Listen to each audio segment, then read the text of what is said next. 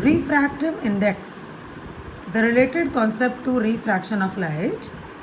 If you study about refraction of light happening when the ray moves from one medium to another, then the related concept to be studied is the concept of refractive index. Refractive index is defined as the ratio of the speed of light in the given two mediums. As I told you, that refraction will take place only when there are two mediums at least.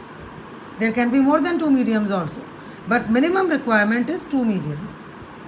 तो अगर दो mediums हैं तो दोनों mediums में light की speed भी अलग अलग होगी. So when you find the ratio of the two speeds, then that ratio is called refractive index. और क्योंकि सेम क्वांटिटीज़ की रेशो है, सो उसकी कोई यूनिट नहीं होती. सो refractive index has no unit, right? Now when you talk about two mediums, तो अभी जैसे आपने ग्लास लैब वाला वीडियो देखा, तो two mediums means air and glass. तो लाइट एयर से ग्लास में जा रही है या ग्लास से एयर में जा रही है. रिफ्रैक्शन दो बार हो रहा है. So we have to be very clear कि हम कौन से रिफ्रैक्शन की बात कर रहे हैं.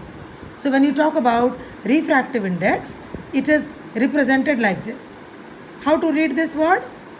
N12 if you write. You can also write this as N12.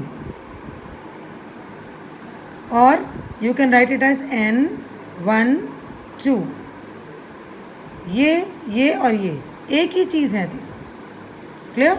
ऐसे लिखा हो, ऐसे लिखा हो या ऐसे लिखा हो, we always read it like this. Refractive index of first medium with respect to second medium. Fine.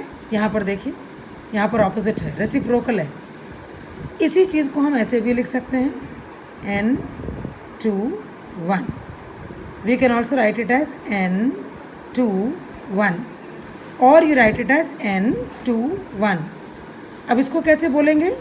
Refractive index of second medium with respect to first medium. Clear? तो इसमें और इसमें डिफरेंस है ना. This is refractive index of first medium with respect to second, and this one is refractive index of second medium with respect to first. तो ये और ये एक दूसरे के रेसिप्रोकल्स हैं. देखिए यहाँ पर, when you say refractive index of first medium with respect to second, then the ratio of speed of light is calculated as V2 upon V1. And when you say refractive index of second medium with respect to first, then the ratio is calculated as V1 upon V2. Right? So this is the concept of refractive index when you talk about speeds of light in the given two mediums.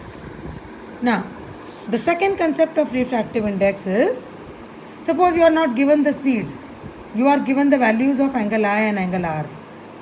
आपको question दिया है जिसमें speeds नहीं दी हुई हैं, आपको angle I और एंगल R की वैल्यू दी हुई है, angle of incidence and angle of refraction की वैल्यू दी हुई है. In that case refractive index will be calculated by using this formula, Snell's law. Ratio of angle I, sine of angle I upon sine of angle R. Right? The third situation is absolute refractive index. This one is the most important. Absolute refractive index में और normal refractive index में क्या फ़र्क है? जब हम ये वाला फॉर्मूला यूज़ करते हैं तो हमारे ये जो दो मीडियम्स हैं 1 and 2, ये कोई भी दो मीडियम्स हो सकते हैं. Glass, water, water benzene, benzene diamond, diamond alcohol, anything. But when you calculate absolute refractive index, तो उसमें एक मीडियम का एयर होना कंपल्सरी है. Refractive index is defined as the ratio of speed of light in any medium to the speed of light in air. Here C stands for speed of light in air. और ये है कोई भी दूसरा medium, diamond है, kerosene है, benzene है, glass है, कोई भी है, लेकिन दूसरा मीडियम कंपल्सरीली एयर होना चाहिए. Then we call that as absolute refractive index. उस केस में आपको C की वैल्यू अपने आप लगानी पड़ेगी.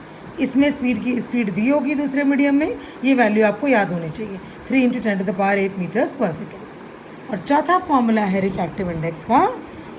जब हम बात करते हैं रिफ्रैक्टिव इंडेक्स थ्रू वाटर, हमारी डेली लाइफ में जो सबसे कॉमन एग्जाम्पल्स हैं रिफ्रैक्शन के, जो हमें देखने को मिलते हैं वो वाटर के थ्रू मिलते हैं। क्लियर? सो इन वाटर, जैसे आप देखें स्विमिंग पूल में बाहर खड़े होकर आप देखो तो आपको ऐसा लगता है कि स्विमिंग पूल तो ज़रा सा भी गहरा नहीं है, तो लोग इसमें इतना हाथ पैर क्यों मार रहे हैं? तो हमें ऐसा क्यों लगता है? बिकॉज हमें जो स्विमिंग पूल की जो डेप्थ दिखाई दे रही है वो पानी के थ्रू दिख रही है, जिसमें रिफ्रैक्शन हो रहा है, तो हमें उसकी रियल डेप्थ नहीं दिख रही है। जो डेप्थ हमें दिख रही है उसको बोलते हैं एपरेंट डेप्थ। हमें ऐसा लग रहा है कि स्विमिंग पूल तो बहुत थोड़ा सा ही गहरा है, क्योंकि इसकी जहाँ एक्चुअल डेप्थ है वहाँ से वो ऊपर दिख रही है हमें। क्लियर? आप अपने घर की छत की टैंकी पे जाओ तो आप ढक्कन खोल के अंदर से देखो तो ऐसा लगता है यार ये तो बहुत ही छोटी सी है tank, because you are not able to see the real depth, you are able to see the apparent depth. Real उसको बोलते हैं जो उसकी एक्चुअल डेप्थ है, एपरेंट वो है जो हमें दिखती है। So whenever we see any refraction happening through the water, then we use the formula n is equals to real depth upon apparent depth. So this is the concept of refractive index. इस पर numericals आते हैं।